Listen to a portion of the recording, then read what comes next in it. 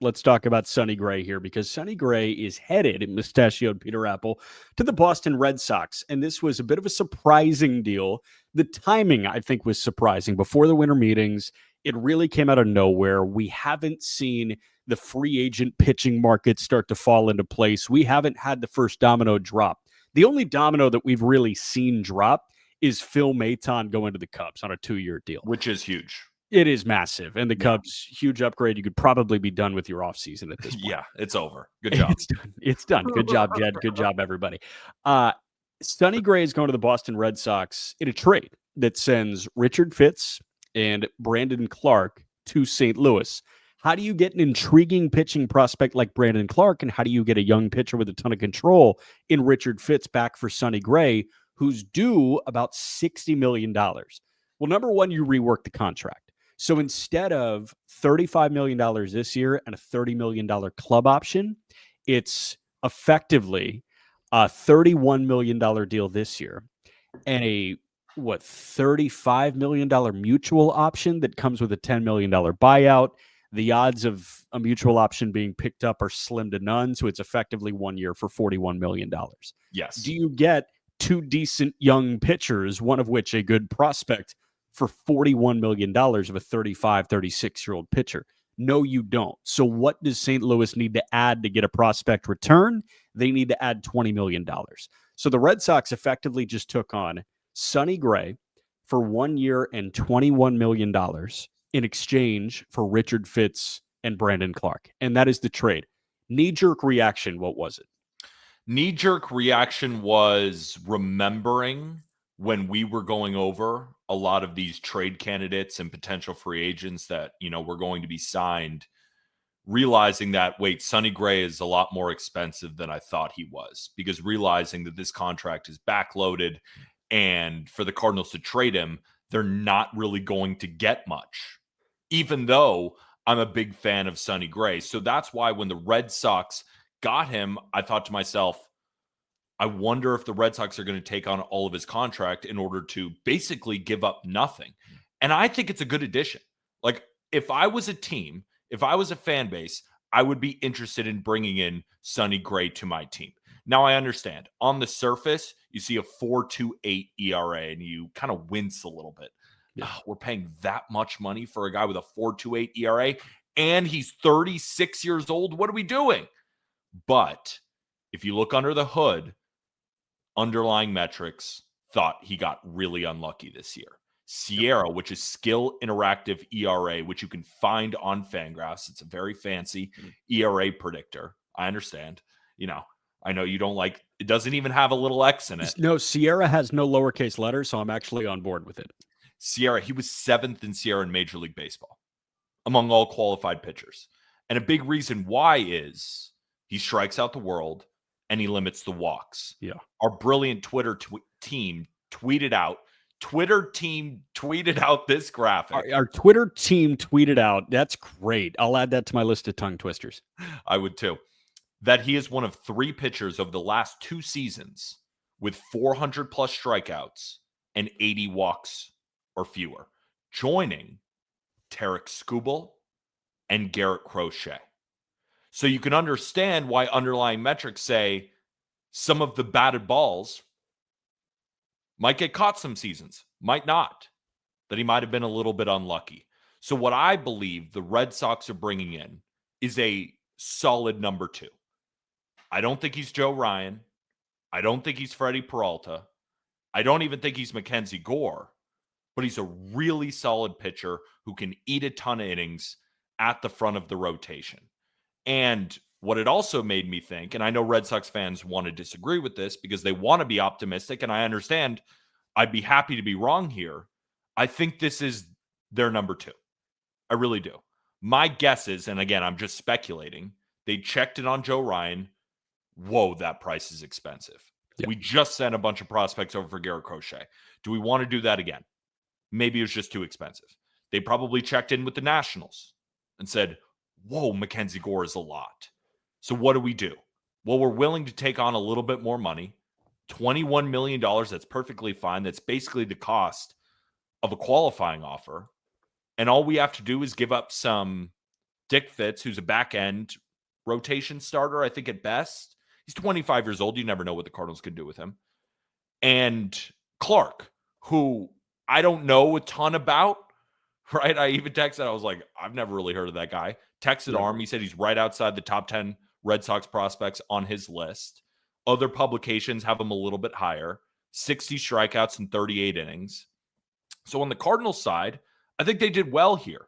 Yeah, you had to eat $20 million, but you got two pitching prospects in return. One of them with some good upside, one of them with a relatively high floor. And you get off of that Sonny Gray contract. With the Red Sox, you're kind of trading from a surplus, right? The Red Sox have tons of pitchers at this point. You look at their current rotation. I think Patrick Sandoval's their 8 right now. So they have pitching to give up in order to elevate, their current rotation in that top 5. And I think Sonny Gray is a very solid pitcher, right? He's not those top end guys, but I think Red Sox fans will be really happy when next year he throws 175 innings to a 3.6 ERA with a good amount of strikeouts, and he's not allowing free passes. I thought it was a win-win for both sides. So my knee jerk, and as I sit here and talk about it 4 hours after it went down, I thought this was an excellent grab by Boston. This is a tremendous fit for them. And to your point about Mackenzie Gore and Joe Ryan, the prospect capital that you would have to give up, Joe Ryan was probably going to command one of those bats that you think is like somewhat untouchable. Yeah. And I'm not talking like Roman. Roman's not going anywhere, obviously. I'm not talking Marcelo Meyer even. I wouldn't trade Roman for like. Oh yeah, no. Anything. Unless Skeens Roman was going nowhere. Unless Skeens is on the table, I'm not trading Roman. No. Yeah.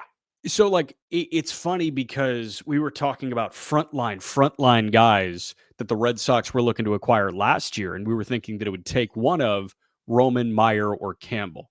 That clearly was never going to happen. And if you were pursuing Joe Ryan, you were probably looking at the equivalent to that in terms of like blue chip prospect that you're moving off of.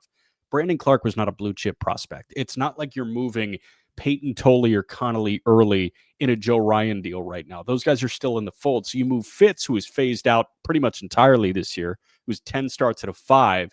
And then Clark, who does he make it as a setup guy in 3 years? Maybe. I don't know. It's okay. If Brandon Clark blossoms into a really stuffy reliever, that's okay. You take that L. You wear that. Yeah. You got Sonny Gray. You get I think, frontline starter and a bona fide high level 2. I'm not going to sit here and say that Sonny Gray is a better pitcher than Joe Ryan and Mackenzie Gore right now. I do think he's better than Mackenzie Gore. Joe Ryan and Sonny Gray is a serious toss-up. I think Joe Ryan is probably better. You're shaking your head. You think Gore is a better pitcher than Sonny Gray? I would rather have Gore with years of control. I'd rather have Gore give the contract situation, but in 2026, who do you think turns in the better season? Gore. I would love Mackenzie Gore, and I don't care who knows it. I love him. I think he's downright phenomenal. Did you see his first half? This was a bona fide ace in the first half. And then you're talking to the president of the fan club. You're the new vice president of the Mackenzie Gore fan club. No, I think I'm the president now. If you think Sonny Gray is better than Mackenzie Gore, I'm the president. You're lauding Mackenzie Gore's first half when Sonny Gray in the first half this year had a 3.36 ERA and a 3.01 FIP, and then after the break had a 5.3 ERA. That's kind of the Mackenzie Gore route, and it's what he's done over the last few years. So I look at Sonny Gray and I say, okay, you're probably safer. We didn't have to give up too much like we would have certainly for Joe Ryan, probably for Mackenzie Gore. And then I don't know, man. Like I do think Sonny Gray, there's a sense of reliability there that you're just not getting from those other two guys. And you laid it out like in 23, 184 innings, a Cy Young runner-up. In 24, 166 innings, and in 2025, 180 innings. You know you're getting a guy to work off of Garrett Crochet all the time. And that's really important. Are they done? Probably. Would I be shocked if they weren't? I don't think so. I think they can still go add a semi-intriguing rotational piece, but then you run into a situation where Early and Tolley are not starting every 5th day. And that gives me the skeeves a little bit. We have to remember and I just applauded the Red Sox. I think this is a good move. I want to get that out in the open. Yeah. But now I'm also going to remind people what I continue to say about the Red Sox. They operate like a mid-market team. They trade their stars. They don't sign big-time free agents. They signed Alex Bregman, and a big market team would try to retain him, but it seems like he's going to be gone. The Red Sox are operating in the trade market, which is fine, and you can still form a good team, but they clearly don't want to spend money. So I think it probably takes them out of giving these pitchers a long-term deal, especially with the impending lockout. And then on top of it, they just traded for a starter. Are they going to trade for another starter? I don't think so, because I think the reason they traded for Sonny Gray is they thought the price was too expensive for Joe Ryan, too expensive for Mackenzie Gore, and likely too expensive for Freddie Peralta.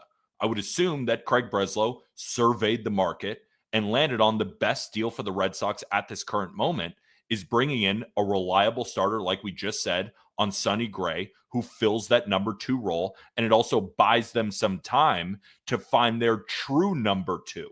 Because after this year, Sonny Gray is going to be gone. You have the lockout coming out. Then you can kind of sit back and formulate a better plan moving forward. But for this season, if I'm the Red Sox and I have Crochet as my 1, Gray as my 2, Bayo as my 3, and a combination of Connolly Early and Peyton Tolley, maybe one of them is good, one of them is not, but you still have Cutter Crawford, you still have Patrick Sandoval.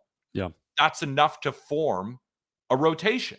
Yeah. So to me, I know Red Sox fans want to go get more. I hope they do. I hope I'm wrong, because that means they're really going for it. But looking at all the past moves, it's hard for me to say that, oh yeah, the Red Sox are going to be huge players in this market. So, counterpoint, they are very confident in their ability to help develop pitchers at the big league level, further development, optimize an arsenal. They're very, very confident and comfortable in improving big leaguers. So the only way I could see them spending is like if they wanted to take on Michael King on a high AAV 1+1. That's the only kind of guy. I don't think they're going to do that. To your point, I think they're perfectly fine with that opening day 5, and God forbid injury strikes and you have Pat Sandoval popping in there.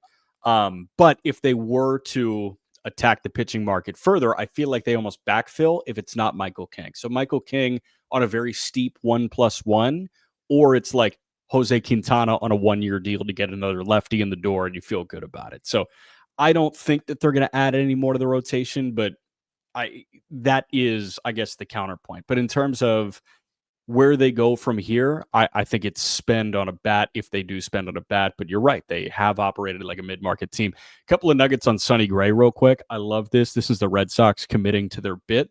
5 pitchers in Major League Baseball last year threw 400 sweepers with a whiff rate of 40% or higher. That comes from J. Hay Kid on X. 2 of the 5, Garrett Crochet and Sonny Gray. I was looking at 500 or more sweepers thrown and a whiff rate over 40%. It's Gavin Williams, Jesus Luzardo, Sonny Gray, and Garrett Crochet. That's it. So they love sweepers, and they have a lefty sweeper and a righty sweeper at the top of their rotation. Yeah. An interesting one that'll make Peter Apple very, very happy. This also from J. Hay Kid. Highest career ERA at Yankee Stadium. You see this one? I Minimum did. Minimum 100 innings. David Price has a 5.11. Jabba Chamberlain has a 5.19. Marcus Stroman has a 5.83. And Sonny Gray has a 6.06 ERA. That is the highest career ERA at Yankee Stadium. Minimum 100 innings of work there.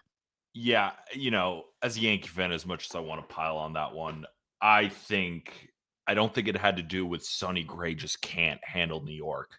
There were a lot of stories that came out that the Yankees pitching coach and their staff were fooling with his mix. Sonny Gray, did not really like it. He wasn't able to throw some of his best pitches. And then we saw him immediately go to St. Louis, and perform. I don't think that he's just afraid of the moment at 36 years old, and you get him in Yankee Stadium and it's an automatic Yankee win. I almost think the opposite, that Sonny Gray is going to take out some of his anger on the Yankees and could give us real trouble. So as much as I want to buy into that one, I do. I want to shout from the rooftops, he can't handle New York. We're going to crush him. I just don't believe that in my soul. I really don't. He and Larry Rothschild, it seems like, were oil and water, and they just didn't get on very well whatsoever. And there's a reason that neither of them are still involved with the New York Yankees organization. I think some players can handle New York. I think Sonny Gray was not one of those players. I think it had to do with other things when it comes to a pitch usage thing and they just didn't come together. Like to put it simply. It makes sense.